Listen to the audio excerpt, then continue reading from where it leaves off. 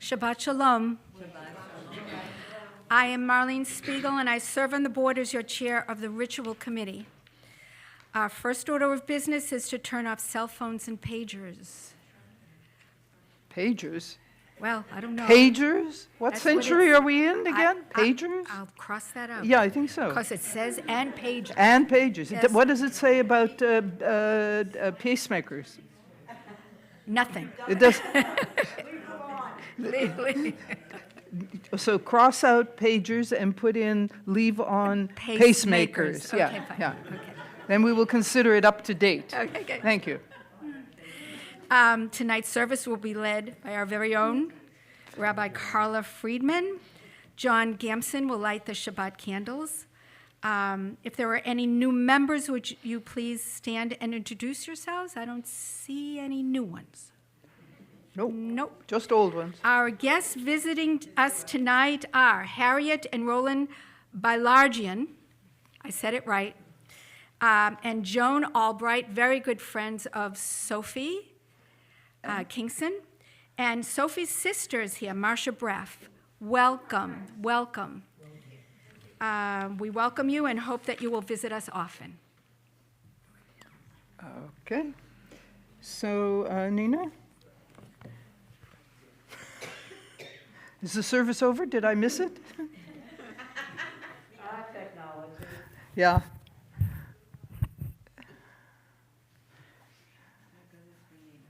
Yeah. Oh, good. Thank you. I have a book. I never don't have a book. Technology. Well, we are glad to see you this evening, and we're going to start, as we like to do, with an opportunity to set the week behind us and set ourselves into the mode of Shabbat. So I'm going to ask you to put your feet on the floor and your back against the chair. If you're lucky, you can do both of those things. Actually, it's not if you're lucky, it's if you're tall enough. And I'm going to ask you to sit very still and just close your eyes and drop your shoulders. First piece of business, drop your shoulders. Let them just relax. And as you do that, I want you to pay attention to your breathing. Breathing in and breathing out. And breathing in and breathing out. And as you are doing that, I want you to think about what Shabbat really means. The word Shabbat actually means ceasing from work. It doesn't mean rest, and it doesn't mean refreshment, and it doesn't mean relaxation. It means ceasing from work. And the tricky part is that most of the people in this congregation don't work. So I want you to think about what Shabbat can give to you personally. I want you to think about what you do during the rest of the week that Shabbat can give you respite from for this one special day of the week. I want you to think about what Shabbat can give to you personally. What can you let go of that you do during the week on this separate, special, set-apart day, this holy day? What makes it holy is that it is set apart, it is different, and you need to distinguish it in some way for you that only you can identify. So I want you to stop. I'm going to stop talking in a moment, and I want you to think about that. What can Shabbat give to you personally?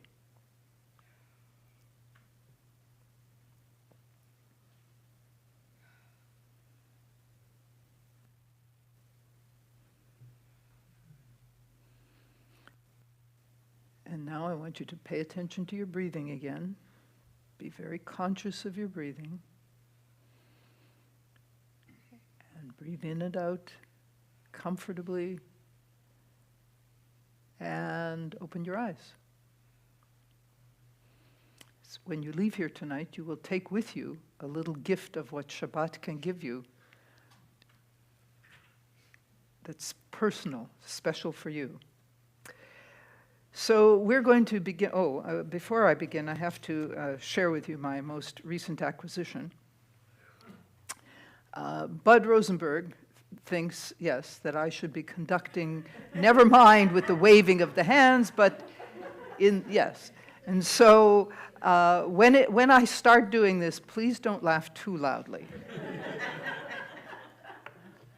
You'll know why I'm doing it. So we're going to begin the service with a quotation from Psalm 133, and the text says, "How wonderful it is to be together. Hine ma tov."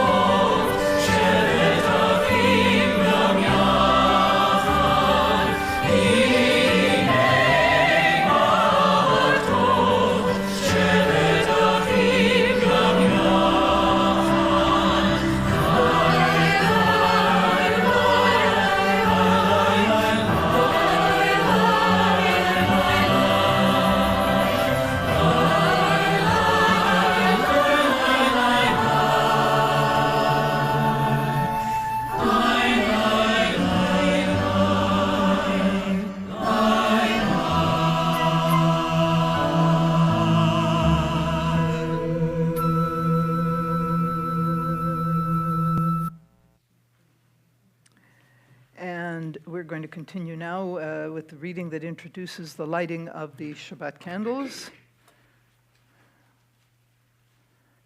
The oldest member of the congregation.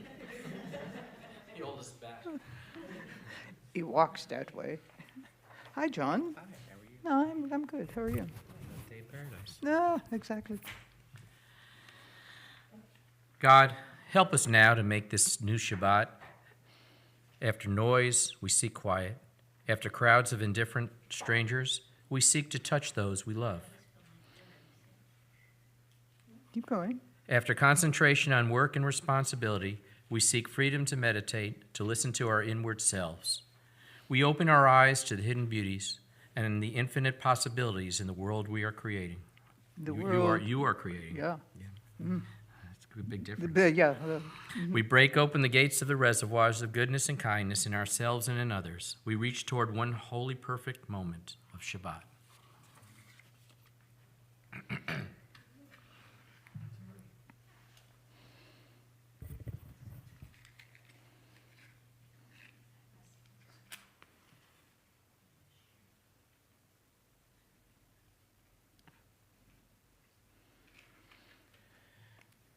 Baruch atah Adonai Eloheinu melech ha'olam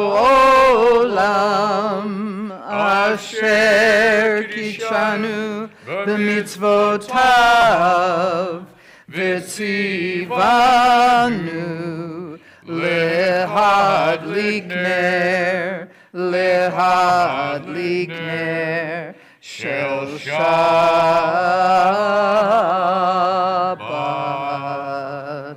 Thank you, John. Thank you, Reverend. Take this with you, please. Yes, I can practice. for next time. Next year. Yeah. For next year. Well, we have to use this once a year again, or have to use the same one every week? We're going to continue with Kiddush, which will be on the screen. There it is. It's also on page 123 if you're looking for it. Please rise for Kiddush. Baruch atah Adonai Eloheinu melech haolam borei peri hagafen. Baruch atah Adonai Eloheinu melech haolam asher kitshanu b'mitzvotav v'ratzavanu v'shabbat kodsho v'ahava uvratzon hinchilanu zikaron lemase v'reishit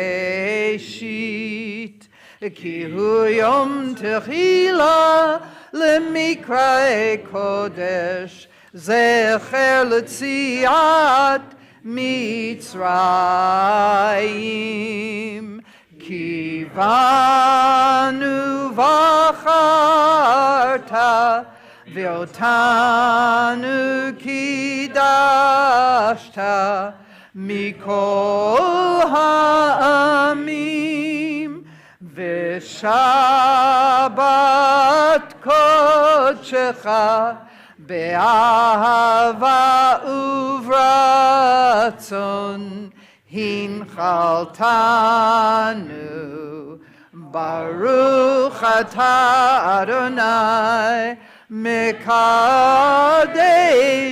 hashabbat l'chaim.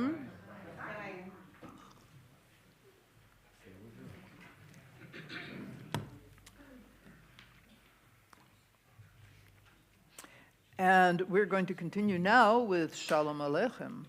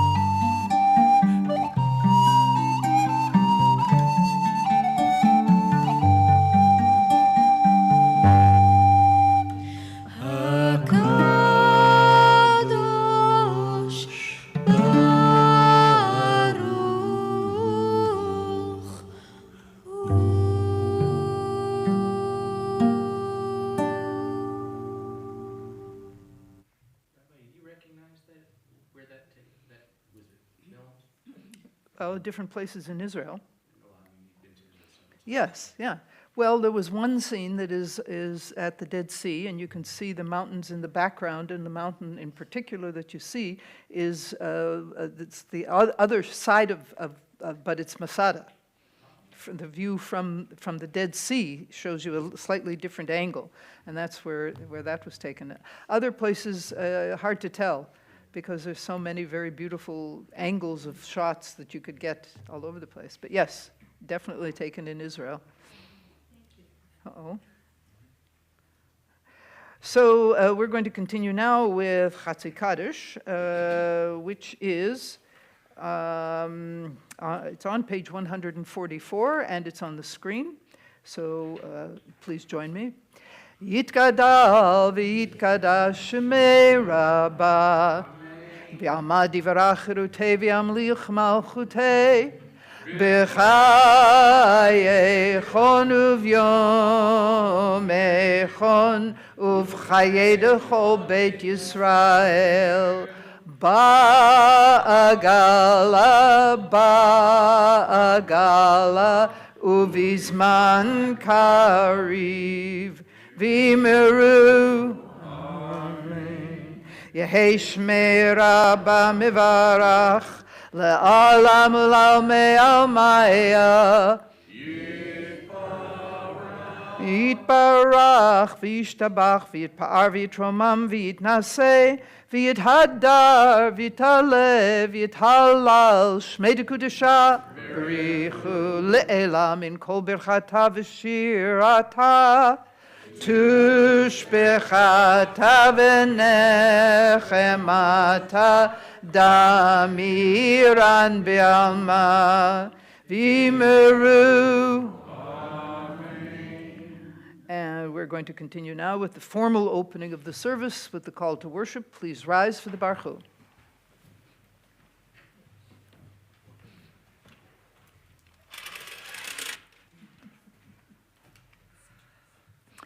Lai, lai, lai, lai, lai, lai, lai, lai, lai, lai, lai, lai, lai, lai. Lai, lai, lai, lai, lai, lai, lai, lai, lai, lai, lai, lai, lai, lai. Lai, lai, lai, lai, lai, lai, lai, lai, lai, lai, lai, lai, lai, lai, lai, lai, lai, lai. Lai, lai, lai, lai, lai, lai, lai, lai, lai, lai, lai, lai, lai, lai, lai, lai, lai, lai. Baruch hu et Adonai hamivorach. Baruch Adonai hamivorach leolam vaed. Lai, lai, lai, lai, lai, lai, lai, lai, lai, lai, lai, lai, lai, lai. Lai, lai, lai, lai, lai, lai, lai, lai, lai, lai, lai, lai, lai, lai.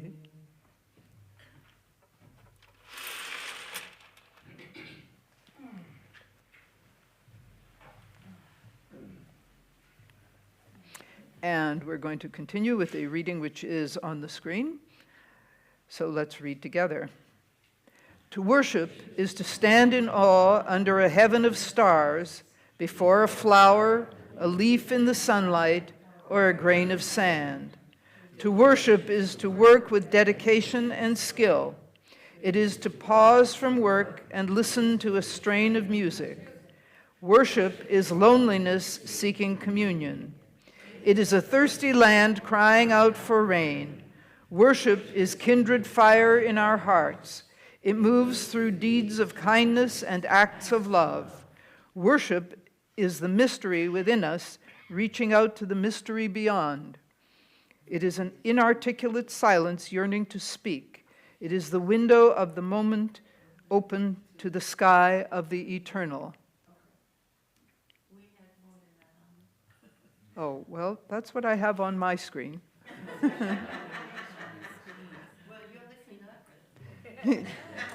Yes, and I'll be coming around to punch your tickets soon, being the conductor. All right, enough of that. We are going to continue. You had more than that, did you?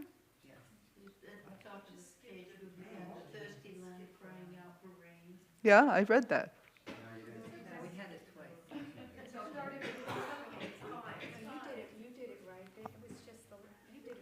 Go, whatever. We're moving on, and it's a good thing because we want to leave that behind us. But we have, this is Ahavat Olam. That's all I'm going to say.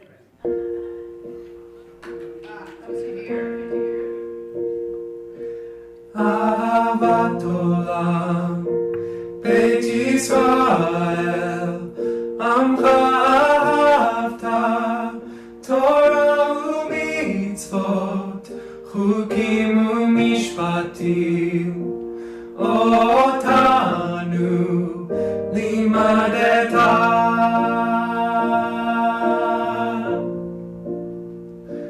Ahavat Olam, Beit Yisrael, Amcha ahavta, Torah u'mitzvot, Chukim u'mishpatim, Otanu limadeta.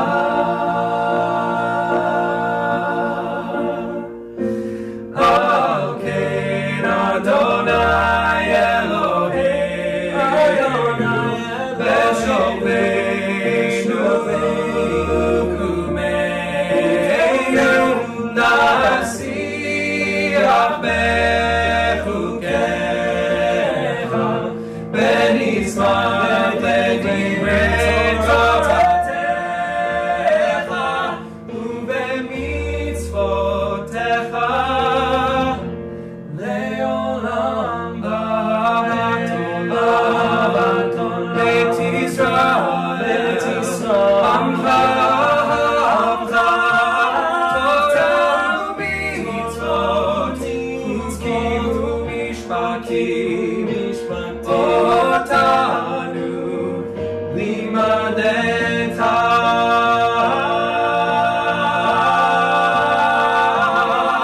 When we lie down, when we rise up, this joy will last forever. When we lie down, when we rise up, this joy will last forever, forever.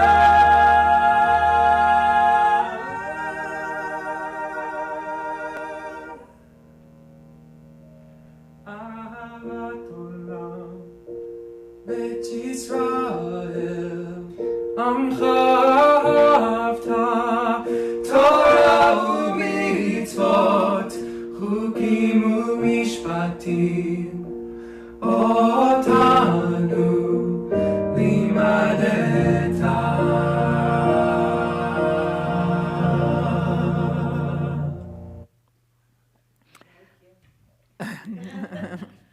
I just read recently that Ben Platt, the one in the white overalls, has an off-Broadway show starting any minute now. Yeah. Mm-hmm. Anyway, that was a little treat. And now we are going to continue with the Shema, which is on page 152 if you're looking for it in the prayer book. It's, of course, on the screen. Please rise for the Shema.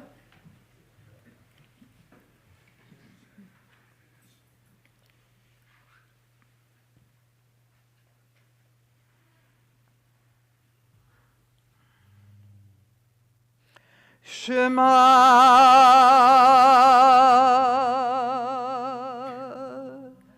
Yisrael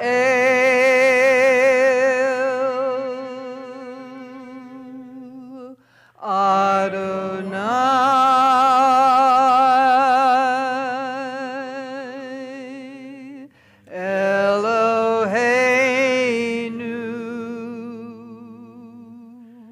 Adonai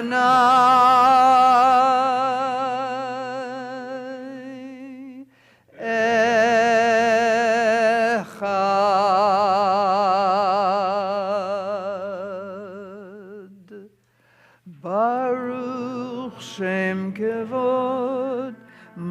ומלכותו לעולם ועד.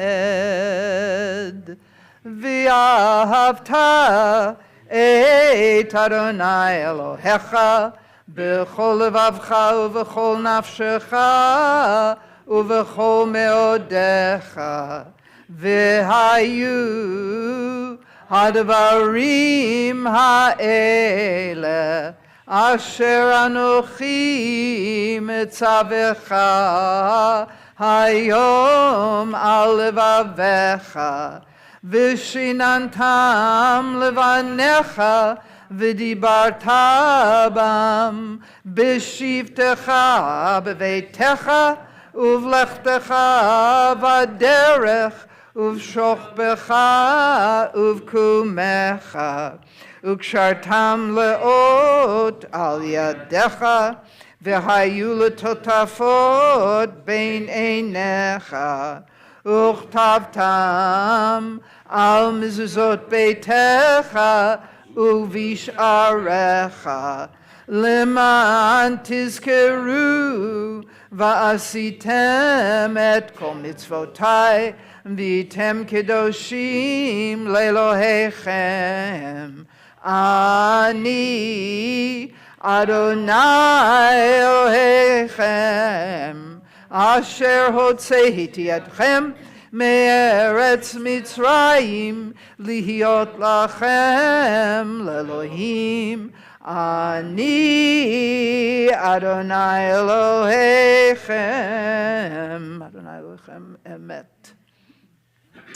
And we're going to continue with the reading, which is actually on page 237 in the prayer book if you're looking for it. It's on the screen, and so let's read together, and we hope for the best.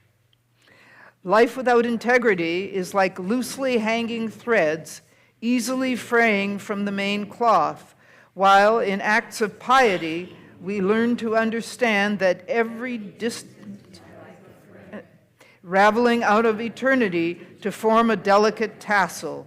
We must not cast off the threads, but weave them into the design of an eternal fabric. Each day points to eternity.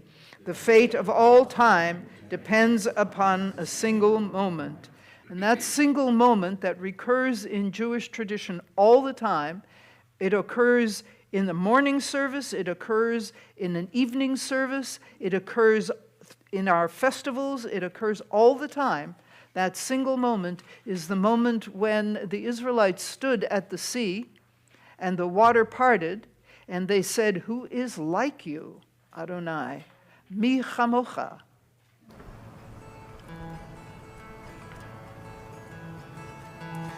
Mi chamocha Ba'ilim Adonai, mi kamocha, neda b'kodesh, norat tehilot, osef eleh.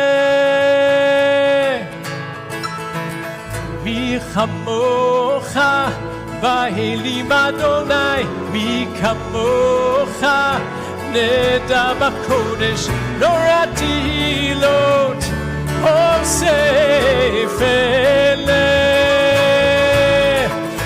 Who is like you?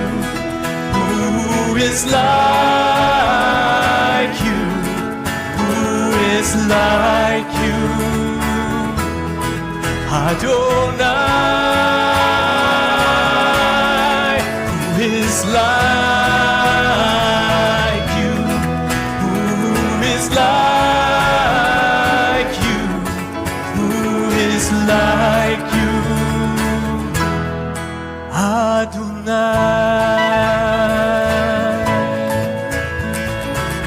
Malchutecha ra'u banecha okei hayam lifnei Moshe uMiriam zeliano hano ve'amero Adonai yimloch le'olam va'ed. Who is like you? Adonai, who is like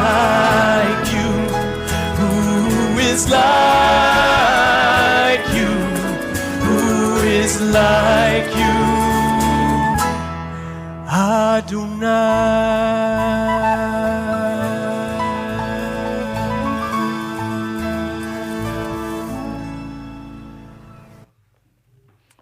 And we continue with a reading, page 409 in the prayer book. No, you don't want to look for it in this prayer book. It's not in this prayer book. So let's read from the screen and let's read together. May we lie down this night in peace and rise up renewed. May this night spread a canopy of calm, lifted by the blessing of rest. There will come a time when the morning will bring no word of war, famine, or anguish. There will come a dawn to rejoice in the peace of mind, heart, and being. Praised are you, the source of renewal within us, from the night's rest and for the promise of peace. Hashkivenu. Hashkivenu Adonai Eloheinu L'Shalom V'hamidenu Shomreinu L'chaim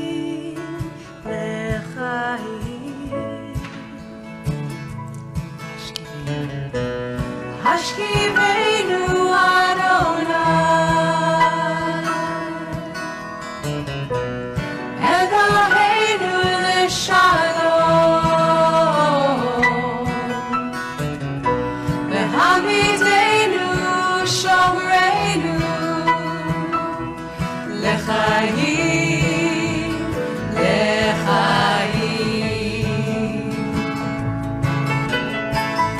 Ufros aleinu sukat shlomecha v'tzaknenu be'etza tova milfanecha v'hoshienu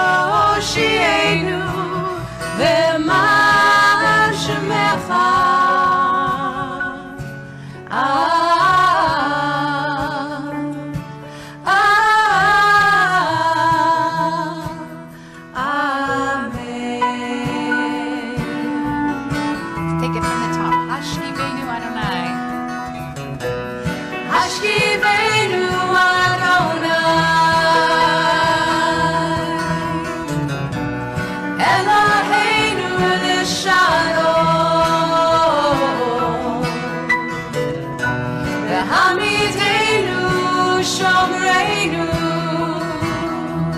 L'chaim, l'chaim.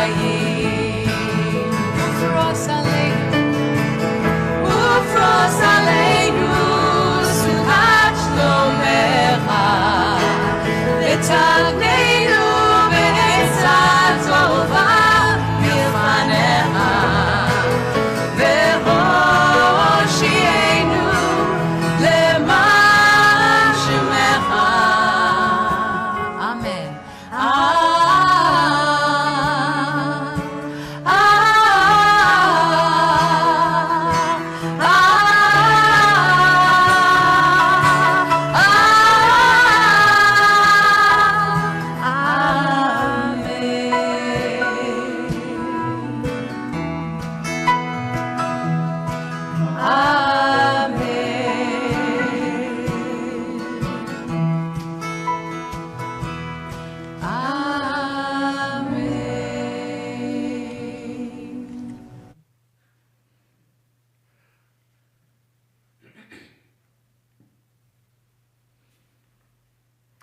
Page 163, there's the reading on the screen. A thought has blown the marketplace away. There is a song on the wind and joy in the trees. Shabbat arrives in the world, scattering a song in the silence of the night. Eternity utters a day. What is the day that eternity utters? Shabbat. Yes, of course. Yismechu.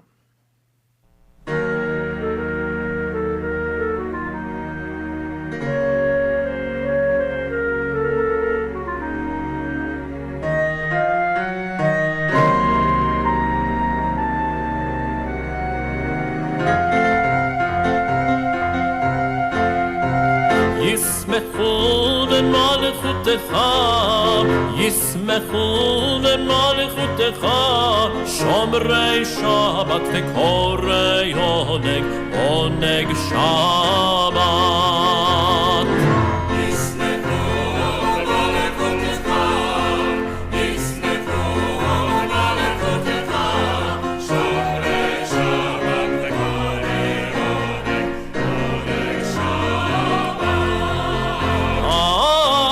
בקודשי שבי, בקודשי שבי, שבת כולם ישבעו ויתענגו מטובך, שבת ישמחו למלכותך, ישמחו למלכותך, שומרי שבת וקוראי עונג, עונג שבת. רצית בו וקידשתו שבת, חמדת ימים אותו קראת שבת, ישמחו למלכותך, ישמחו למלכותך, שומרי שבת וקוראי עונג, עונג שבת.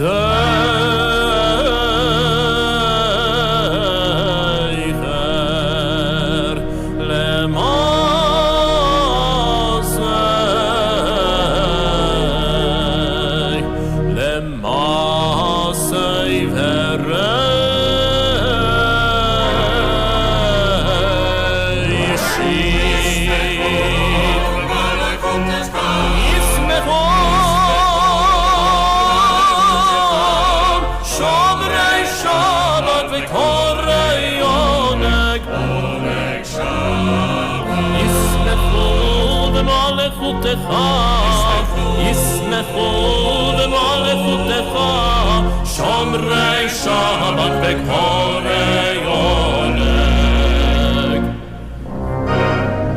עונג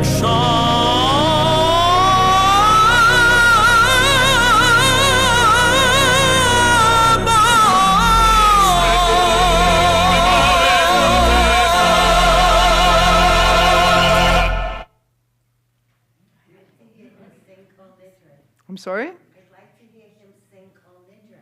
He must be very good. Yes, he is very good.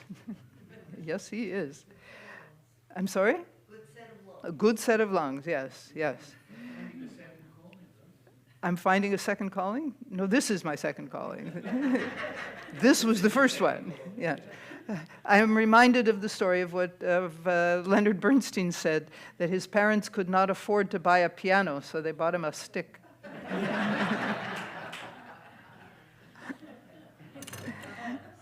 My parents knew better. Well, we're coming now to the Amidah, the central prayer of our service. And before we do, I would like to find out what the temperature is in here. Is it anybody else warm? No. It's 74. It's 74. That's what it is. I said it before the Okay. Well, never mind then. It's just me. Well, it is, yeah, we get right here, yes. All right, so what we're going to do now is continue with the Amidah, and we're going to do the first three sections of the Amidah together. We will chant them together, facing the ark. Then I will come back here, and we will do some reading and some singing together to get us through to the end of the Amidah. It begins on page 164, if you're looking for it in the prayer book. And, of course, it's going to be on the screen. Please rise.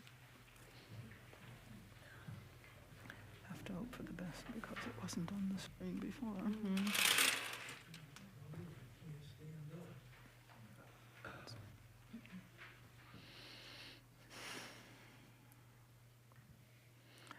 Adonai, sifatai tiftach, ufi yagid tehilatecha. Adonai, sifatai tiftach, ufi yagid tehilatecha. Adonai, open up my lips, that my mouth may declare your praise. Adonai, open up my lips, that my mouth may declare your praise. Adonai, sifatai tiftach, ufi yagid tehilatecha. Adonai, sifatai tiftach, ufi yagid tehilatecha. Baruch atah Adonai, Eloheinu v'Elohei Avoteinu v'Imotenu, Elohei Avraham, Elohei Yitzchak, v'Elohei Yaakov, Elohei Sarah, Elohei Rivka, Elohei Rachel, v'Elohei Leah, Ha'el Hagadol, Higibor v'Hanorah, El Elyon, Gomel Chasadim Tovim, V'Koneh Hakol, V'Zocher Chazdei Avot V'Imahot, Umevi Geula Livnei V'neihem, Leman Shemo Be'ahava, Melech Ozer U'Moshia U'Magen, Baruch atah Adonai, Magen Avraham ve'ezrat Sarah.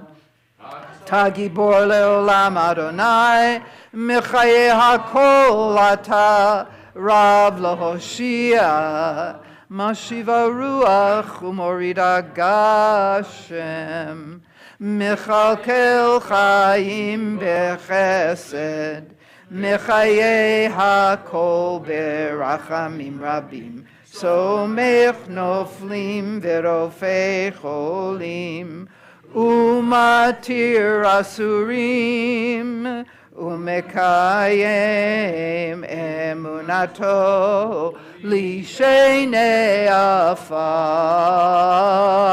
Michamocha ba'al gevurot, Umido melach, Melech meimit u'mechaye, u'matzmiach Yeshua, v'ne'eman ata l'hachayot hakol.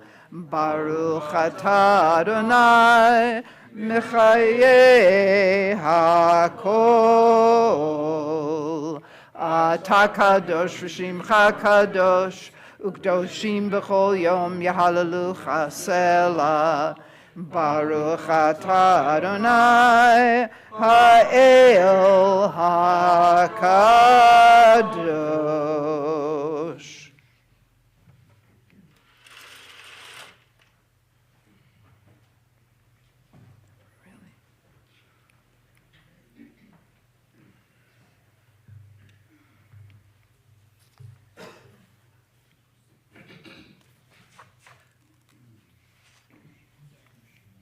And we're going to continue reading together. The text is on the screen. Please join me. Disturb us, Adonai. Ruffle us from our complacency. Make us dissatisfied with the peace of ignorance, the quietude which arises from a shunning of the horror, the defeat, the bitterness, and the poverty, physical and spiritual, of humans. Shock us, Adonai. Deny to us the false Shabbat, which gives us the delusions of satisfaction amid a world of war and hatred. Wake us, O God, and shake us from the sweet and sad poignancies rendered by half-forgotten melodies and rubric prayers of yesteryears. Make us know that the border of the sanctuary is not the border of living, and the walls of your temples are not shelters from the winds of truth, justice, and reality. Disturb us, O God, and vex us. Let not your Shabbat be a day of torpor and slumber. Let it be a time to be stirred and spurred to action. Baruch atah Adonai, Mekadesh HaShabbat. And we're going to continue on page 174, or the text is on the screen, and we'll sing together. Ritzei, Ritzei, Ritzei Adonai Eloheinu bi'amecha Yisrael utefilatam be'ahava tekabel utehi leratzon tamid utehi leratzon tamid avodat Yisrael amecha el karov lechol korav el karov lechol korav Pnei el avadecha v'chonenu shefoch ruchacha aleinu v'techezena eineinu b'shuvecha letzion berachamim Baruch atah Adonai המחזיר שכינתו לציון המחזיר שכינתו לציון.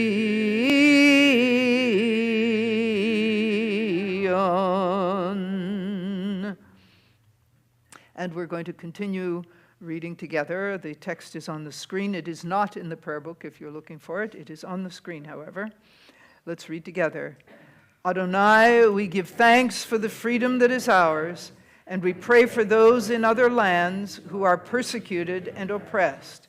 Help them to bear their burdens and keep alive in them the love of freedom and the hope of deliverance. Uphold also the hands of our brothers and sisters in the land of Israel. Cause a new light to shine upon Zion and upon us all, that the time may come again when your Torah will go forth from the house of Israel, your word from the tents of Jacob.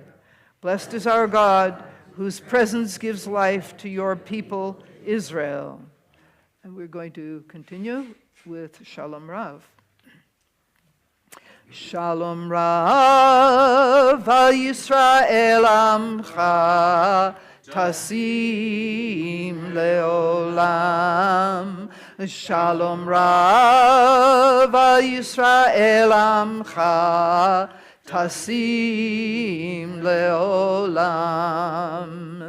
Ki atahu melech adon lechol hashalom. Ki atahu melech adon lechol hashalom.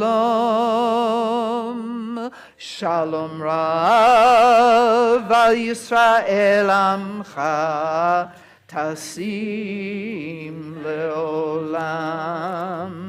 Shalom Rav al Yisrael amcha tasim leolam.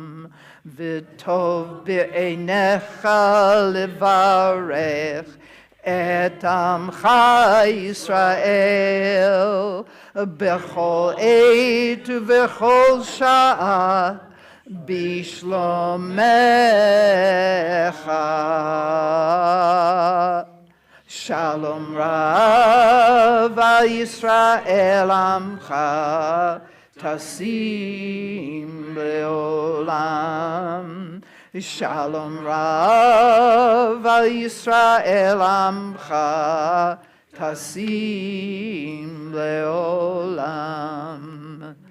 Tasim leolam. Tasim leolam.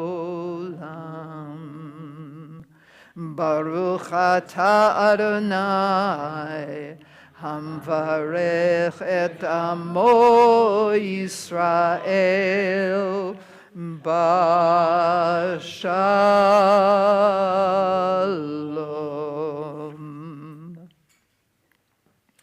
And we're going to read responsively. We cannot merely pray to you, O God, to end war, for we know that you have made the world in such a way that we must find our own path to peace within ourselves and our neighbors. We cannot merely pray to you, O God, to end starvation, for you have already given us the resources with which to feed the entire world, if we would only use them wisely. We cannot merely pray to you, O God, to root out prejudice, for you have already given us eyes with which to see the good in all people, if we would only use them rightly. We cannot merely pray to you, O God, to end despair, for you have already given us the power to clear away songs and to give hope, if we would only use our power justly. We cannot merely pray to you, O God, to end disease, for you have already given us great minds with which to search out cures and healings, if only we would use them constructively. Therefore, we pray to you instead, O God, for strength, determination, and willpower, to do instead of just priority, to become instead of merely to wish. For your sake and for ours, speedily and soon, that our land may be safe and that our lives may be blessed. May the words that we pray and the deeds that we do both be acceptable before you, Adonai, our rock and our redeemer. Please take the next few moments for personal and private prayer.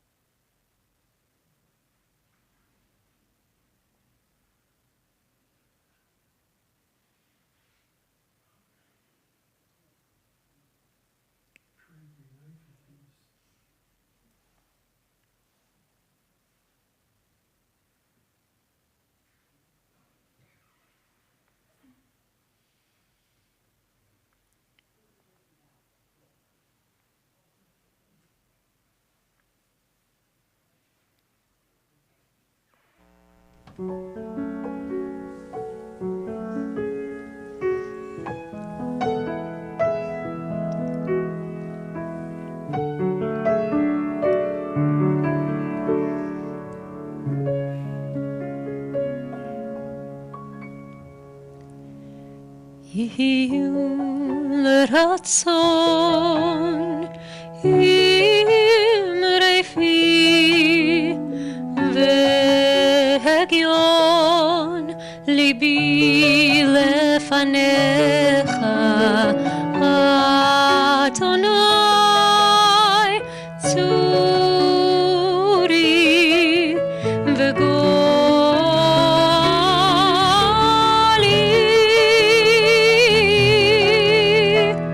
עושה שלום במרומיו,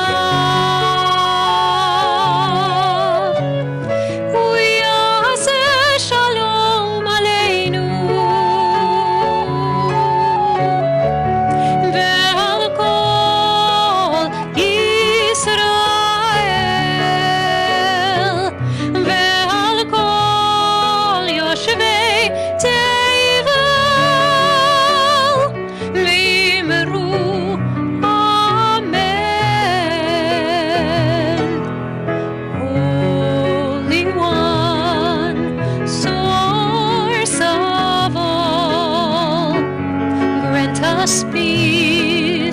most precious gift.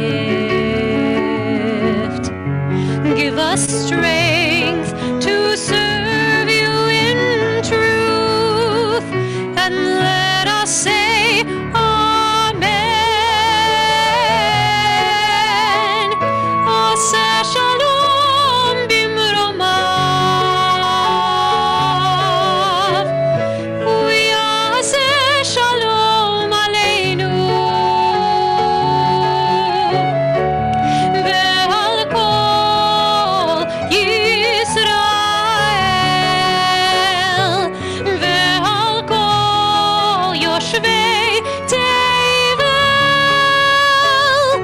ve'yimeru amen. Oseh shalom. Oseh shalom bimromav,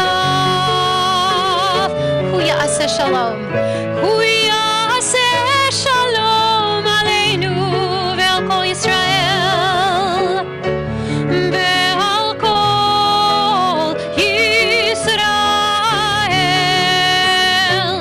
ve'al kol yoshvei tevel, ve'yimeru amen,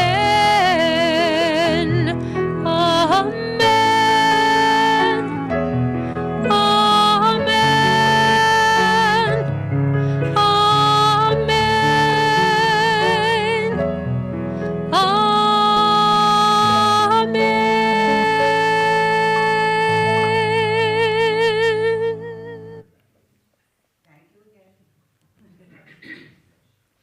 We do have our favorites. Yes. Yes, we do. We're a very lucky group of people because we have some very wonderful music these days. We are going to continue now with the Mishaberach. And this, here we go.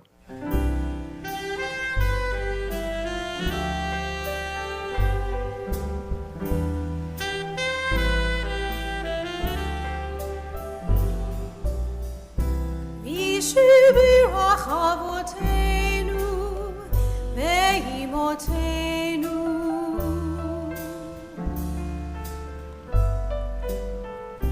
Yishbirach avotenu ve'imotenu,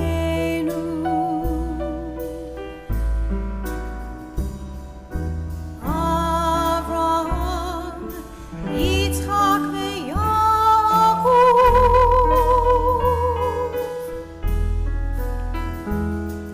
Sarah, Rivka, Rachel ve'Leah, Hu yivarech et ha'cholim,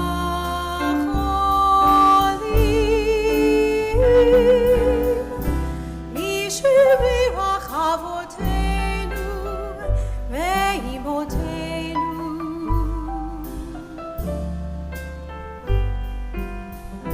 Mishbirach avotenu ve'imotenu,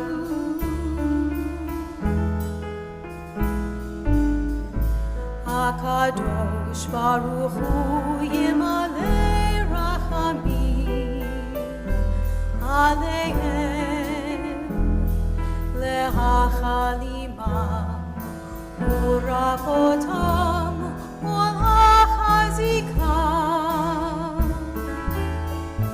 ve'yishlach lahem me'era refuah shlema min hashamayim, refuah shlema min hashamayim.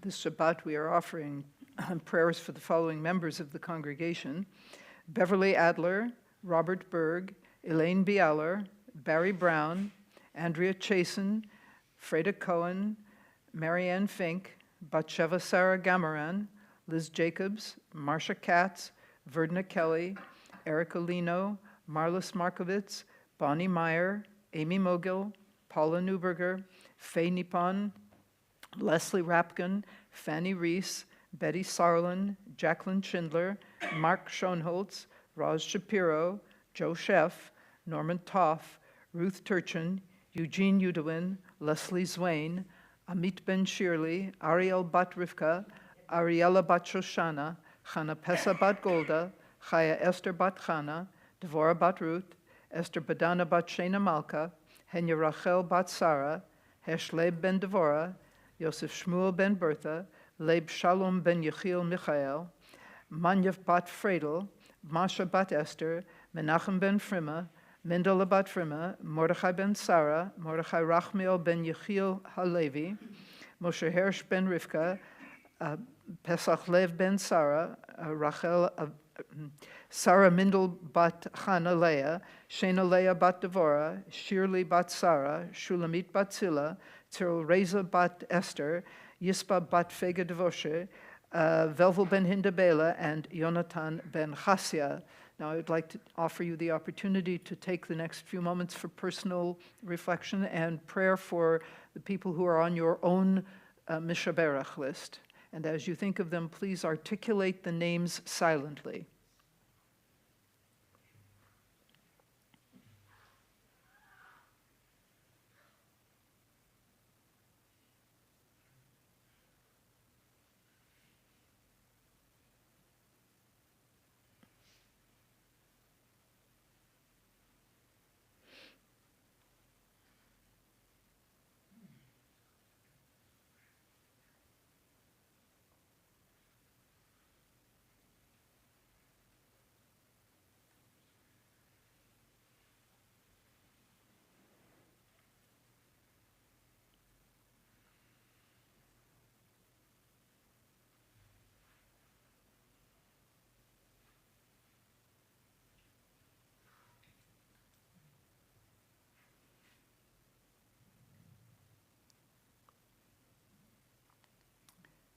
And I encourage you to take a moment to offer prayers on behalf of people in this country and elsewhere who are dealing with the aftermath of violence.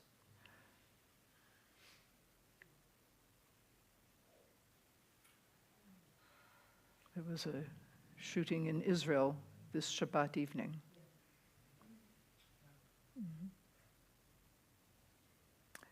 And please offer prayers for people who live south of us, who are still recovering from the visit of Hurricane Ian,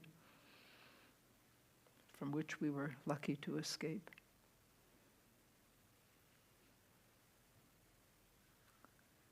And we should offer some prayers for the people of the Ukraine. It's going to be a long, cold winter.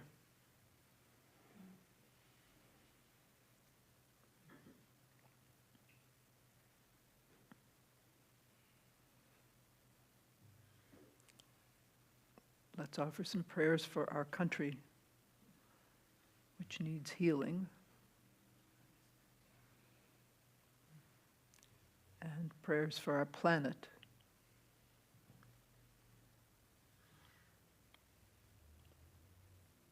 And let's go back to the music.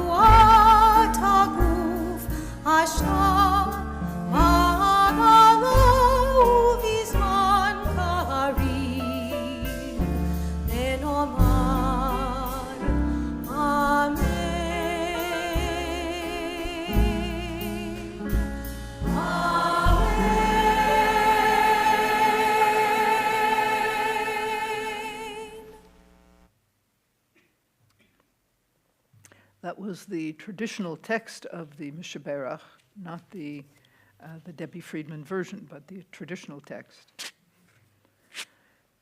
So now we've come to the moment when I get to speak to you a little bit about what's going on in Israel.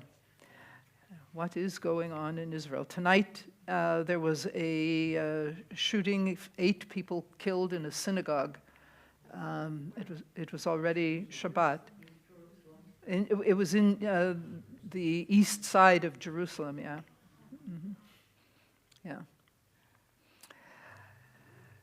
So the critical question is, what is going on in Israel politically? And I want to take a few minutes to explain a few things, because it's bewildering, to say the least. So part of the problem with what's going on in Israel in terms of how we can understand it is that their political system is very different from ours and very strange in a variety of ways. The first thing to note is that when Israel was created in 1948, as they were moving towards the declaration of the existence of the State of Israel, the intention was that a committee was going to meet immediately thereafter to create a draft of the Constitution by which Israel would be governed. But that never happened because the neighboring Arabs declared war, and they were a little bit distracted. And so the Constitution never came into existence. And Israel today is one of, I think, 2 or 3 countries in the world that don't have any form of a constitution. Now, if you ask the ultra-Orthodox, you will say that's silly. Of course Israel has a constitution. It's called the Torah. But the Torah leaves out a whole variety of things that we need a constitution to address today. And so that's one of the big problems. Israel does not have a founding document to which it can return for verification of what should unfold. So that's part of the problem. Another part of the problem that also goes back to the founding of the State of Israel is that they borrowed a concept from the original World Zionist Congress, which met in Basel in 1897. And at that time, there were, this is an exact number now, a gazillion Zionist organizations, a gazillion of them. And the conference planners decided that all of them were entitled to representation if they wanted it at the Congress. And so they came, and many, many of them were represented, and each one had its own unique little bit of a twist of a platform that was different from the other guys, and they were there to advocate for their own concerns. And when Israel was created, the founders said, well, that seemed to be okay, so we're going to do the same thing. We're going to allow all persons who wish to present a platform to do so, and they can campaign and get people elected to the Knesset. And that's how Israel has functioned ever since. In the most recent election, there were 40 different parties. Yes. So that constitutes a major headache. Yeah, because to run in the election is one thing, but to get elected so that you have representation in the Knesset is a different matter. There is a minimum percentage of the popular vote that has to be won in order to have a seat in the Knesset. I don't know the exact number currently. At one point, it was something like 3.25% of the popular vote. And then you could get a seat. And the number of seats a party gets reflects their percentage of the popular vote. When there are 40 parties contesting, you can see what the problem is going to be. So that's part of the problem. Another aspect of the problem is that Israel does not have the equivalent of congressional districts. When people run for office in Israel, they run and are voted on by everybody in the country, all over everywhere, because it's too small a country to divide into a lot of districts. And so 40 parties contesting for the same seats, really only a couple of the parties put forth enough candidates to win a majority. There are 120 seats in the Knesset. To win a majority, you have to have 61 seats. No party in the history of the country, 75 years old, has ever come near, well, 75 in this year, 23, right? But no party has ever come near that threshold of 61 seats, which means that the party with the largest block of votes then is invited by the president to form a government, and that person then goes and tries to put together a coalition. And that brings us to where we are today. Okay?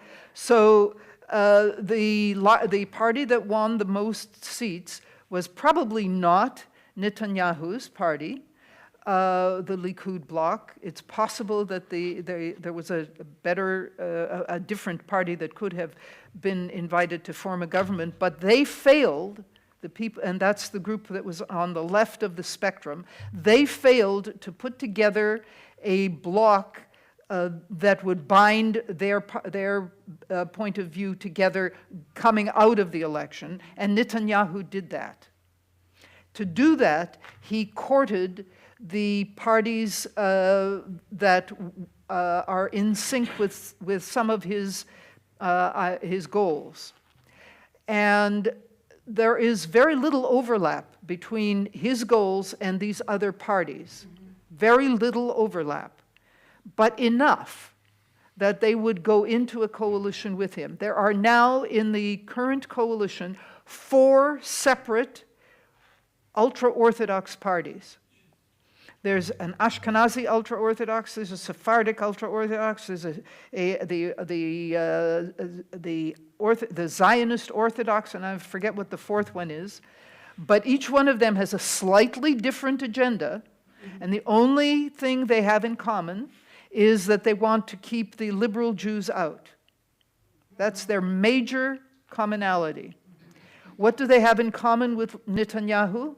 Well, that's an interesting question, because Netanyahu has been all over the lot historically in the things that he has said he endorses. But at the moment, he is in line with them on issues like building more settlements on the West Bank. And he has given to those parties very, very critical departments of the government to control, so that their representation in the cabinet is the minister who controls, for example, education. And guess what things they are not putting into public education in Israel? Would you care to guess? Anything that any self-respecting liberal Jew would want to support. That sums it up. Women's rights. Women's rights. I mean, in this day and age, this is an issue in Israel. Women's rights.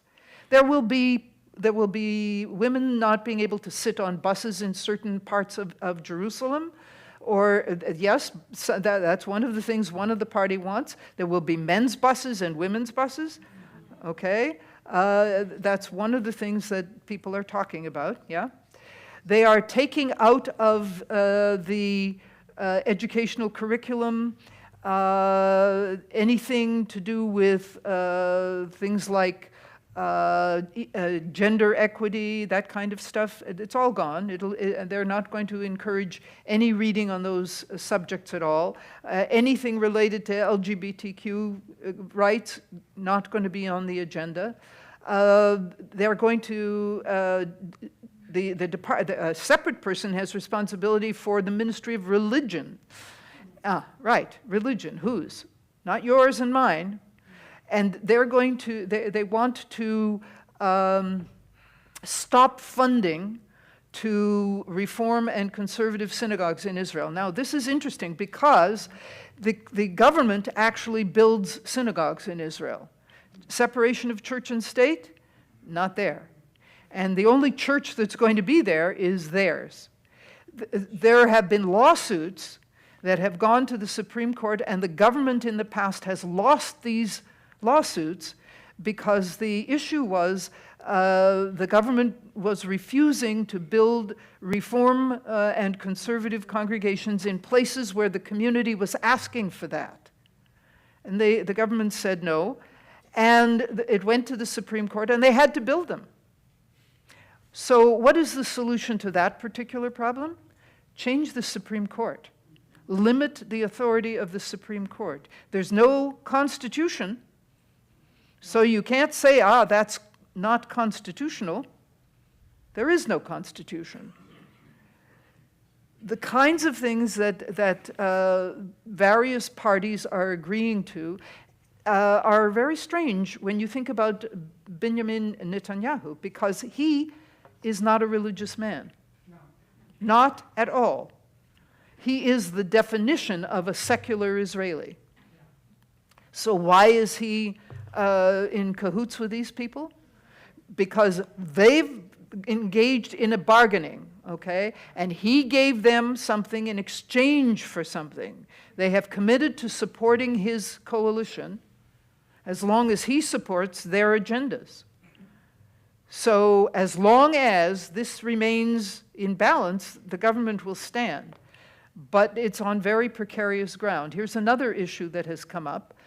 The head of the Sephardic ultra-Orthodox party, Shas, his name is Aryeh Deri. And Deri was imprisoned on grounds of corruption a few years back, and he served a sentence. And when he came out, he signed a document saying that he would never participate in politics again. And he's now the minister of something or other in the government.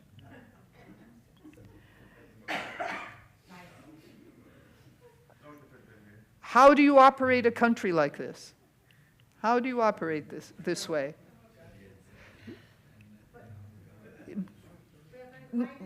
No, I'm not going to take back and forth, okay? So the problem with Deri is that he has Netanyahu over a barrel.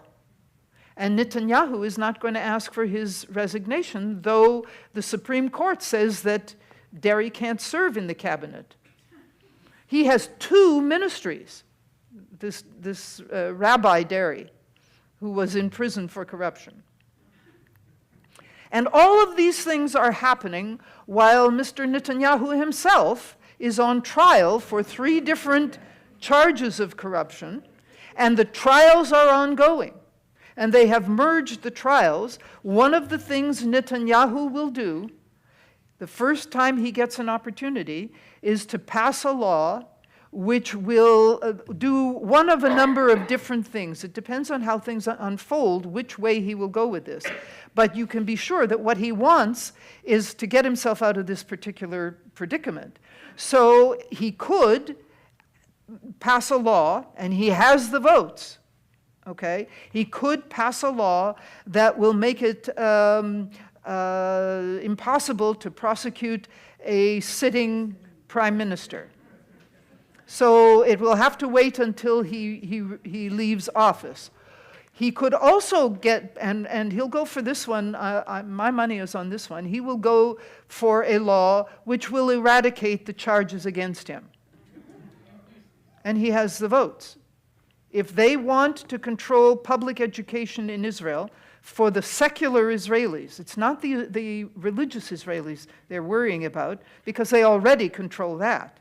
It's the secular Israelis' education they want to control. And if they want the control over that, then they're going to have to go along with him on this law that he wants to pass. So these are the things that are unfolding in Israel right now. One of the questions is what's going to happen with the Arabs who are citizens of Israel. Because just before the last government, not the previous government, but the one before that, the last Netanyahu government, just before that government fell, they amended or changed one of what is called the basic laws. So the way they have dealt with the fact that there is no constitution is to pass a series of basic laws, which are the kinds of things you would find in a constitution, and they're just not calling it that. but they have not completed passing all the laws that they need for a complete set of basic laws. And so one of the things they did was to change what had been a basic functioning law, unofficially, I guess, since the foundation of the state. And that was that there were 3 official languages in Israel: Hebrew, Arabic, and English. And they took Arabic out. What does that mean when they take out the language? Well, it's not just the signs on the streets. It means that if you go into a government office, and let us say you need to fill out a form, it used to be available in Hebrew, Arabic, and English, and it's not available in Arabic anymore. So what does that say to the citizens of Israel who are Arabs? Yeah. So why should the citizens of Israel who are Arabs sustain this country now? The predicament is just unbelievable that this is continuing to unfold.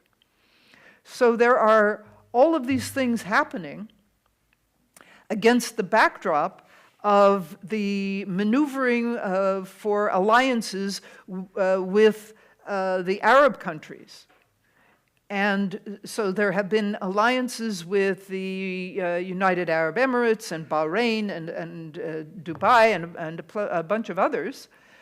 But the people they can't get to sit down at the table?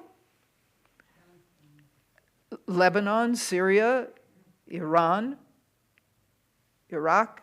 I mean, these people are not going to sit. So where does the country stand on the question of security?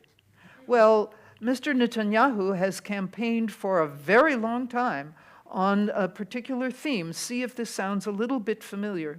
He says, he has said this, you can find him on YouTube saying it. He says he's the only one who can keep Israel safe. And for a long time, people believed that.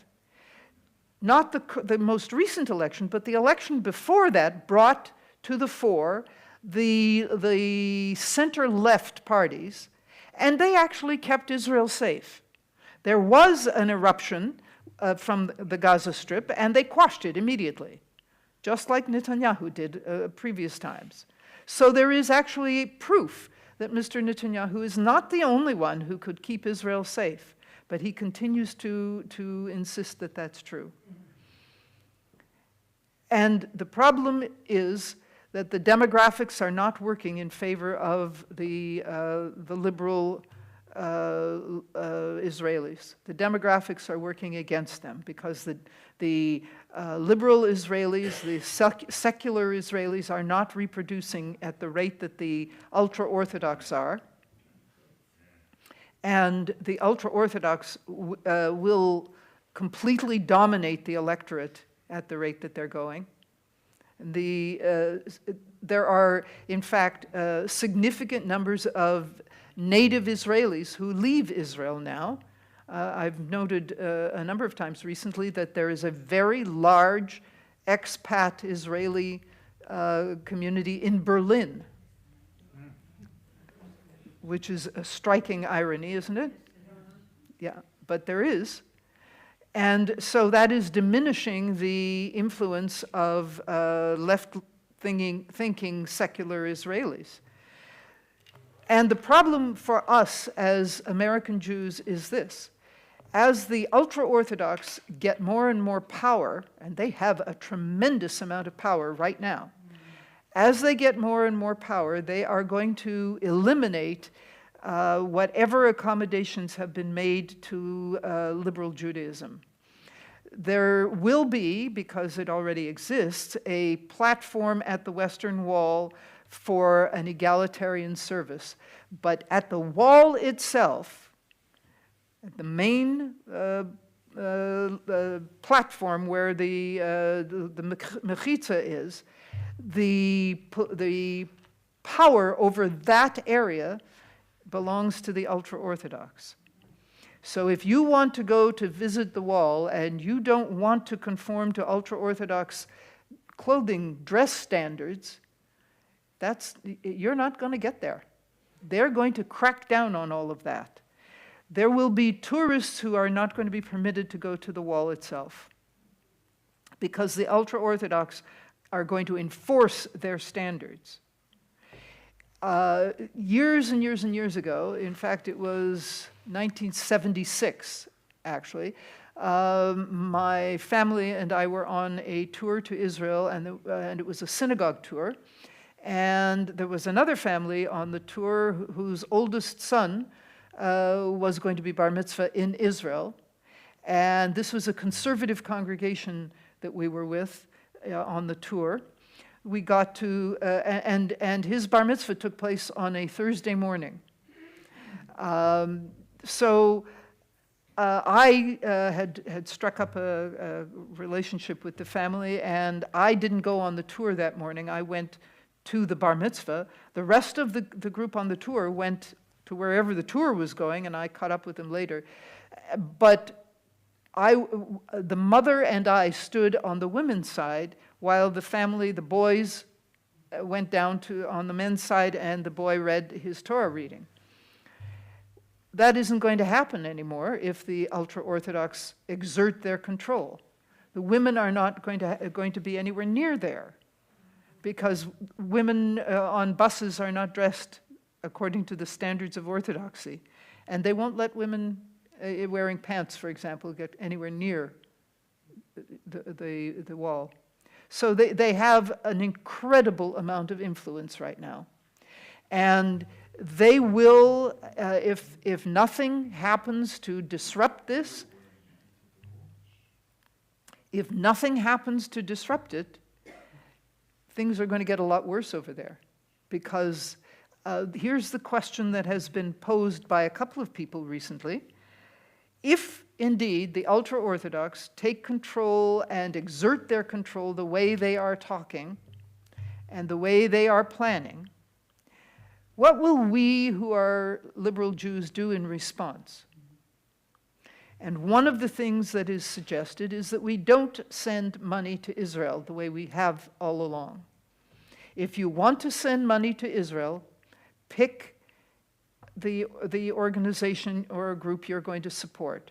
Send money to the Israel Religious Action Center, which is a reform organization there that has won all those lawsuits against the government about depriving reform congregations of governmental support and things of that sort. They have won lawsuits about women sitting at the back of the bus, etc. They're going to need more money, and they're going to need a lot of support. Don't send money to organizations that will support the ultra-Orthodox. Be careful where your money goes. We don't have much other clout, and the other thing they're going to try to do, and this is just astounding at this point, they're going to try to amend the law of return. Okay, so the law of return was passed in, I think, 1952, and the law of return says that any Jew can apply for citizenship, and as long as that Jew can prove that he or she is Jewish, that person will get instant citizenship. And this was intended as a response to the fact, as you all know, that during the Holocaust, during the war, there was no country that was accepting Jews. And now there was, and there has been on the books, the law of return, which says any Jew, if you can prove you're Jewish, and how you prove it is another question, but nonetheless, if you can prove you're Jewish, you can get instant citizenship. What they want to do, and they have been trying to do this since 1952, and they have failed to pass this in the Knesset up to now. They want to amend the law of return so that it says any Jew born of a Jewish mother or converted by an acceptable Orthodox rabbi can apply for citizenship and get it instantly. Born of a Jewish mother or converted by an accepted Orthodox rabbi. Now, that means no conservative conversions, no reform conversions. That's obvious. And they've been trying for that for a long time. But in the last decade, they have been paring down the list of acceptable Orthodox rabbis in this country. And there have been efforts to withdraw the conversions of some of the rabbis who are no longer on the list. American rabbis, Orthodox rabbis, whose conversions were accepted, and now they're not going, they've been challenged, and now they're going to outlaw those going forward. That's what they want to do. That's on their agenda. So that the safety net that Israel presents for all Jews in the terrible possibility of another kind of Holocaust, God forbid, that safety net will be gone. That's what they're up to. And that has a tremendous significance for us as American liberal Jews. And you need to follow this stuff, and you need to pay attention, because what's going on over there is not restricted to over there. It's all about us as well. And that's all I'm going to say tonight. We are going to continue now with the Aleinu, which is on page 586. Please rise for the Aleinu.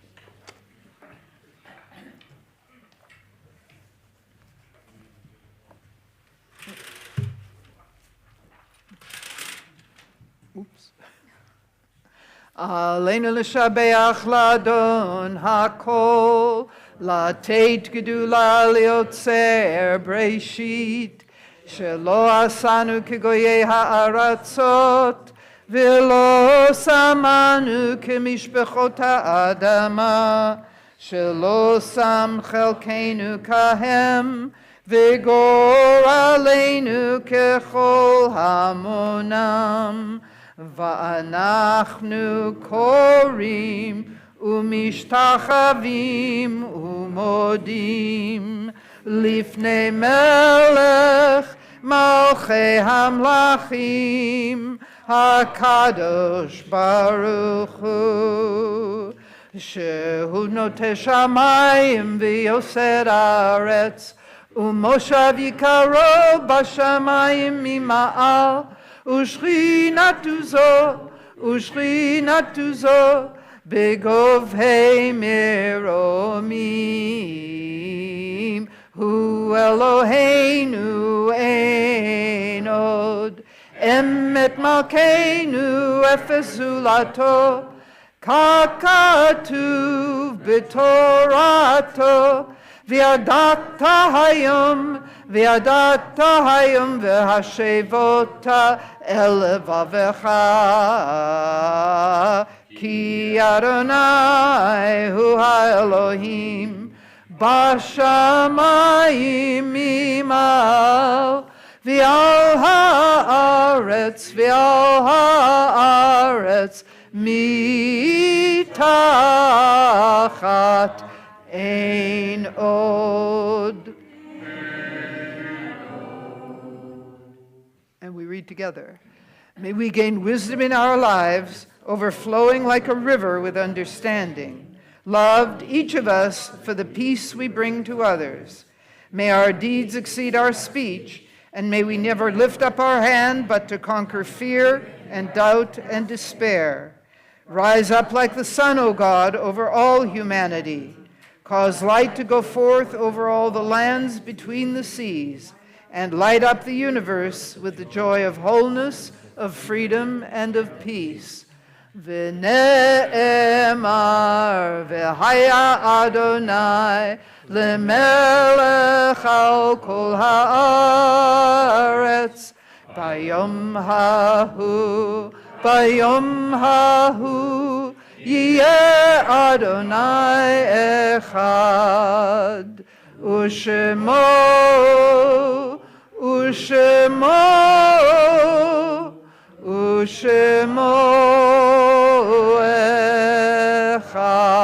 echad. Oops.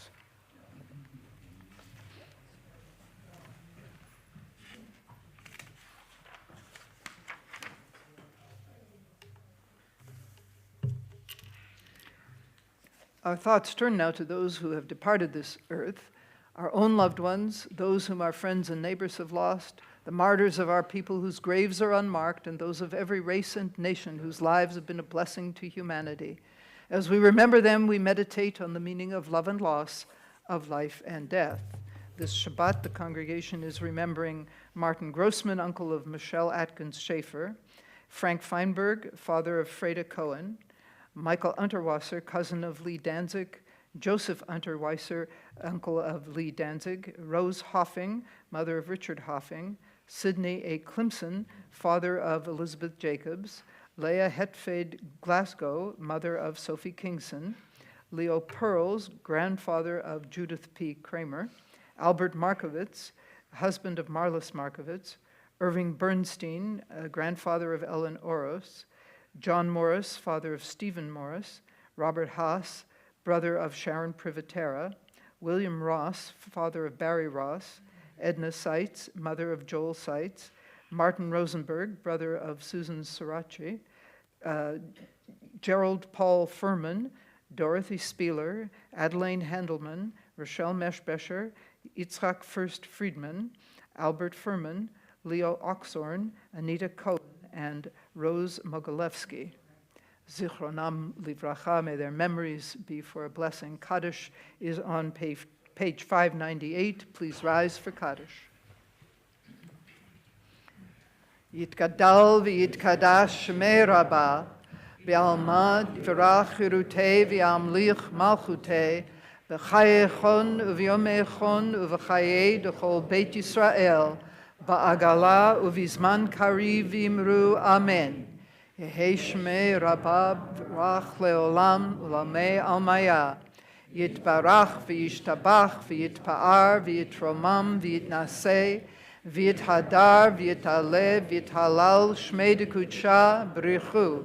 Le'ela min kol birchata v'shirata tushbechata v'nechemata da'amiran be'alma v'imru amen. Yehi shlama rabba min shemaya v'chaim aleinu v'al kol Yisrael v'imru amen. Ose shalom bimromav, hu yaseh shalom aleinu v'al kol Yisrael v'imru amen. Please be seated. Announcements. Announcement.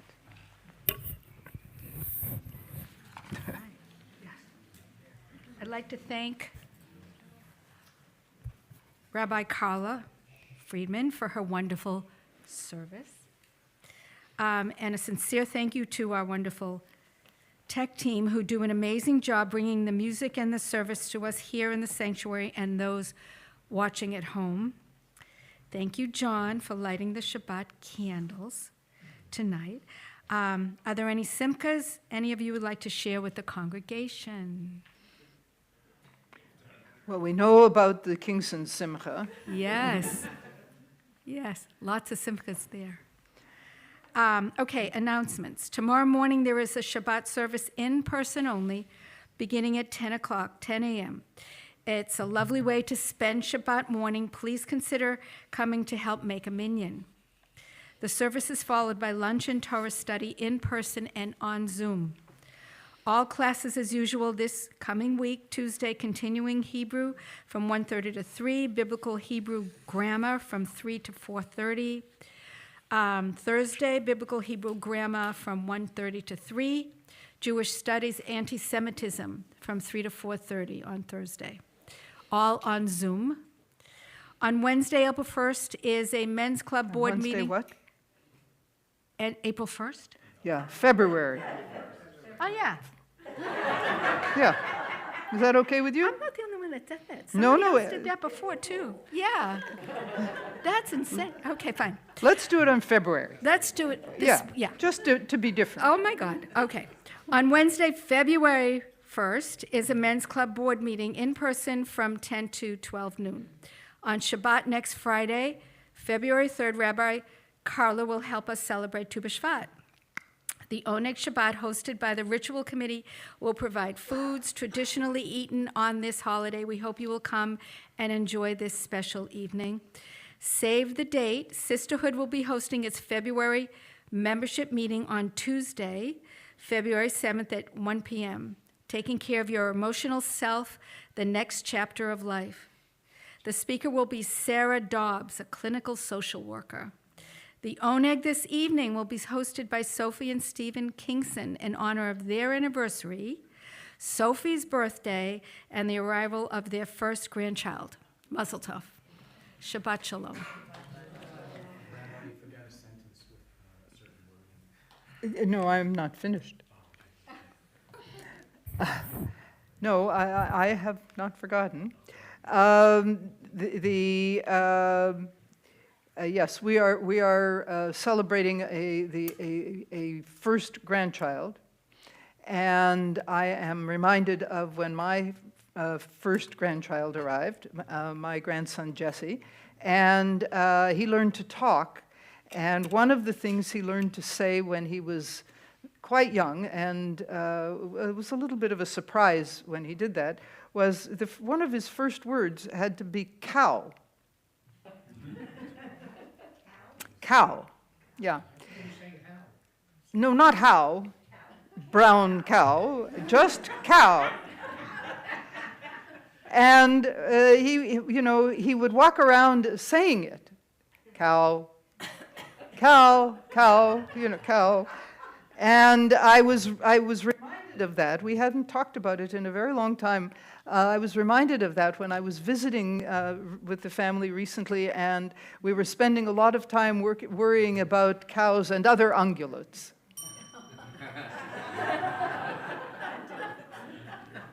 And now we go to our closing song. The whole world altogether is a very narrow bridge, but the main thing is not to be afraid.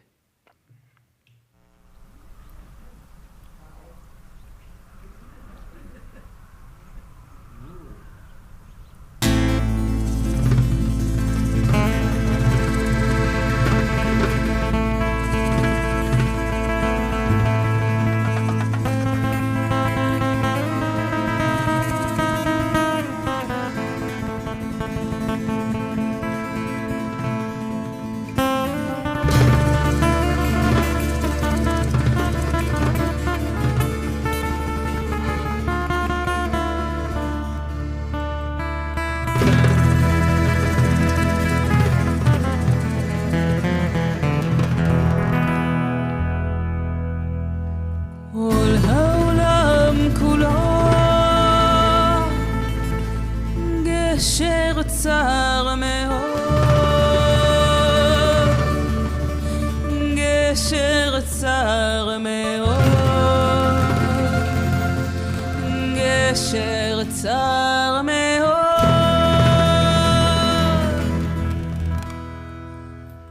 כל העולם כולו, גשר צר מאוד, צר מאוד. והעיקר, והעיקר, לא לפחד, לא לפחד כלל. והעיקר, והעיקר, לא לפחד כלל. והעיקר, והעיקר, לא לפחד, לא לפחד כלל. והעיקר, והעיקר, לא לפחד כלל.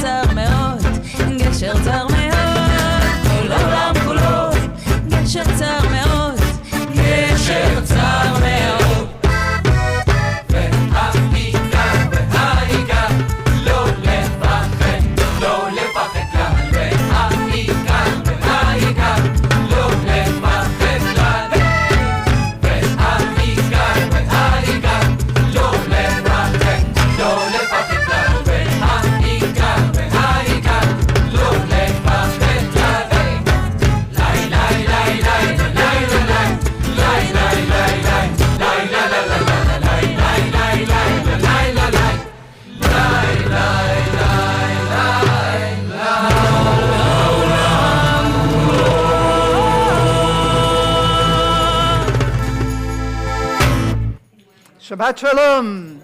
Turn your cell phones back on. Or don't. Or off.